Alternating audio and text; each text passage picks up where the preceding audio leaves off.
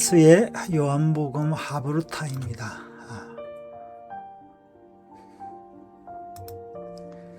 44번째 시간인데요. 자, 이게 제목이요. 지금 해산의 고통과 새 창조의 기쁨 이렇게 돼 있는데, 이게 지금 그 AI가 다 영어로 돼 있어 가지고 한글을 잘 표현을 못하는 부분이 여러 번 있더라고요. 그래서 우리가 이제 한국 AI, 소브린 AI가 필요한 것 같습니다. 자, 오늘 요한복음 이제 거의 절정인데요. 16절부터죠. 조금 있으면 너희가 나를 보지 못하겠고 또 조금 있으면 나를 보리라 하시니 제자 중에 서로 말하되 하면서 쭉 제자들의 이제 예수님이 세상을 이겼다. 자, 오늘 이제 제목이 뭡니까? 그러니까 세상을 이겼는데요. 자, 이게 이제 어떻게 이겼냐? 죽음으로 이겼다. 좀 이해가 안 되죠? 저희가요. 그래서 성경 말씀이 비밀이고요.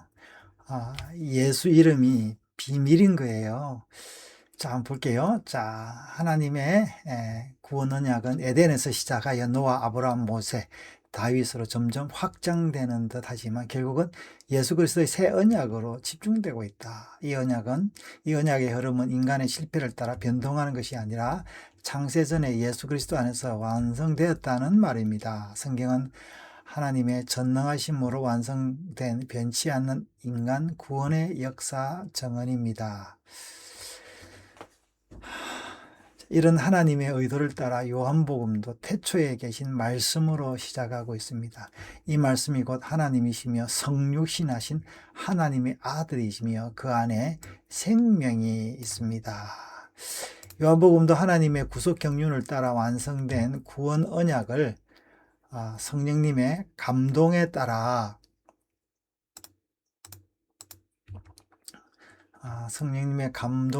기록하고 있습니다. 하늘의 언약 창고 안에 있는 하나님의 구원 이야기를 사람이 읽을 수 있는 글로 기록하고 있습니다. 이번 본문은 조금 있으면 너희가 나를 보지 못하겠고 또 조금 있으면 나를 보리라고 시작하는데 제자들에게는 매우 낯선 말씀이었습니다. 지금까지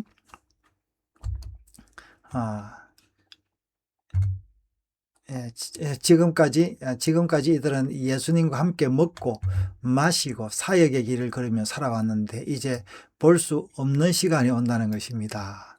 이 헤어진다는 이야기죠. 헤어지면 끝이다 그렇게 생각하잖아요. 자, 우리 이 땅에서 늘 그렇게 생각하고 있죠. 자, 구속사적으로 보면 조금의 시간이 매우 중요한 전환의 순간으로 바로 십자가 시간이 다가왔다는 것입니다. 이 조금의 시간이 이제 얼마나 될까요?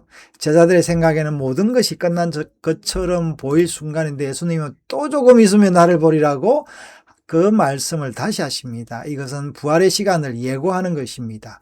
성경에서는 하나님께서 행하시는 구원의 역사가 종종 숨김과 나타남의 역사로 진행됩니다. 하나님 때때로 감추시고 때가 차면 다시 나타나시면서 보이지 않는 영역에서 실제로 구원의 역사를 준비하고 계십니다.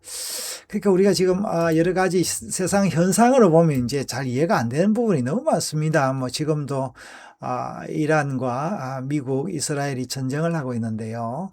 자, 예수님의 십자가도 바로 이런 시간의 감추임입니다. 제자들의 눈에는 패배처럼 보이지만 사실은 구원의 가장 깊은 일을 이루는 시간입니다. 예수님 계속하여 너희는 근심하겠으나 너희 근심이 기쁨으로 변하리라. 제자들에게 말씀하십니다. 여기서 중요한 것은 단순히 근심이 사라지는 것이 아니라 근심이 기쁨으로 변한다는 것입니다. 예수님이 이런 변화를 설명하기 위해 여자가 해산하게 되면 그때가 이르렀으므로 근심하나 아이를 낳으면 그 고통을 기억하지 아니한다 라는 해산의 비유를 사용하고 있습니다. 그러니까 이제 하늘의 비유는 이제 우리가 알 수가 없으니까 해산의 비유를 사용하고 있는데요. 이는 단순히 일상의 경험을 말하는 것이 아니라 아닙니다. 성경에서는 해산의 고통은 종종 메시아 시대가 탄생하는 과정을 가리키는 상징으로 사용하고 있습니다. 사실 새로운 시대가 오면요, 다들 힘들죠. 우리가 산업혁명을 거치면서 이게 이제 IT와 지금 AI 시대, 이 모두 다 우리가 지금 힘들어하고 있습니다. 십자가에는 세상의 눈에는 비극적이지만 하나님의 시선에서는 새 생명이 태어나는 순간이라 할 수 있습니다. 그래서 예수님은 세상에 사람이 태어났다 함으로 기뻐하느니라고 말씀하십니다. 십자가의 고통은 단순한 죽음의 사건이 아니라 새 창조가 태어나는 순간인데 부활을 통해 새로운 생명이 시작됐고 그 생명 안에서 하나님의 백성이 태어나기 때문입니다. 이것이 바로 복음의 신비입니다. 하늘에 밀알이 죽어야 새 생명이 난다. 예수님이 그렇게도 표현하셨죠. 세상은 고통의 것이라고 생각하지만 하나님 그 고통 속에서 새 생명을 탄생시키십니다. 여러분, 사람의 죽음도 때로는 새로운 생명을 탄생시키는데 또 하나님의 죽음은 어떻겠습니까? 온 인류를 탄생시킨 거 아니겠습니까? 예수님은 이어서 그날에는 너희가 아무것도 내게 묻지 아니하리라고 말씀하셨고 지금까지는 너희가 내 이름으로 아무것도 구하지 아니하여서나 구하라고 말씀하셨습니다. 여기서 그날은 단순한 어느 미래의 날이 아니라 부활 이후에 성령이 임하는 새로운 시대를 가리키고 있습니다. 성전 시대는 제사장과 제사 그리고 성전의 질서를 통해서만 하나님께 나아가는 제한적인 길이었으나 예수님의 십자가 부활 이후에는 새로운 길이 열렸습니다. 그 길은 바로 예수님의 이름의 길입니다. 이 이름은 구속을 이루신 예수님의 권세와 생명을 의미하는 것으로 단순한 기도의 공식이 아닙니다. 그래서 예수님은 내 이름으로 구하면 받으리니 너희 기쁨이 충만하리라. 그러니까 아무나 이제 사실은 예수님의 이름으로 기도를 하지 않죠. 이 비밀을 아는 자만이 기도할 수 있죠. 예수님은 마지막 제자들에게 이것을 너희에게 이르는 것은 너희로 내 안에서 평안을 누리게 하려 함이라고 말씀하시면서 세상에서 너희가 환난을 당하나 담대하라. 세상에서 환난이 뭐겠어요? 글쎄요. 여러 가지가 있을 수 있을 것인데 죄와의 싸움 또 죽음도 그 마지막 환난이 하나겠죠.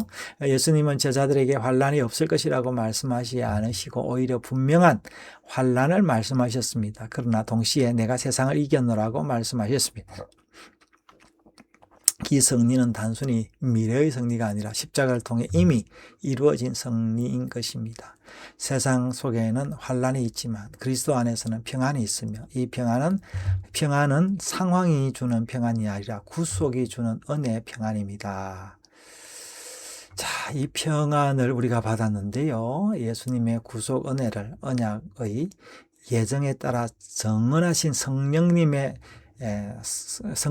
성도의 삶 속에서 말씀을 깨닫게 하고 기도를 가능하게 하고 기쁨을 완성하십니다. 우리가 성령님의 감동과 가르침으로 예수님 십자가 부활의 신앙을 견고히 선다면 근심이 기쁨으로 변하고 질문이 기도로 변하고 두려움이 담대함으로 변할 것입니다. 아멘. 십자가는 제자들이 근심하는 이유였지만 동시에 기쁨의 시작이 될 것이며 부활은 단순히 예수님이 살아나신 사건이 아니라 그리스도 안에서 새로운 피조물로서 새 창조가 시작된 사건이 될 것입니다. 그래서 예수님은 마지막에 담대하라.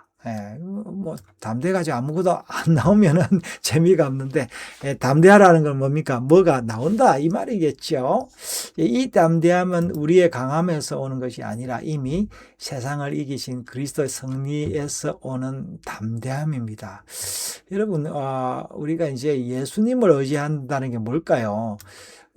우리가 이제 기계를 만지면요. 기중기를 만지면 기중기 레버를 세게 당겨야 기중기의 크레인의 목이 일어납니까? 그러지 않죠. 작게 당기면 그 작용 때문에 일어나는 것처럼 우리의 기도가 커야 일어나는 게 아니에요.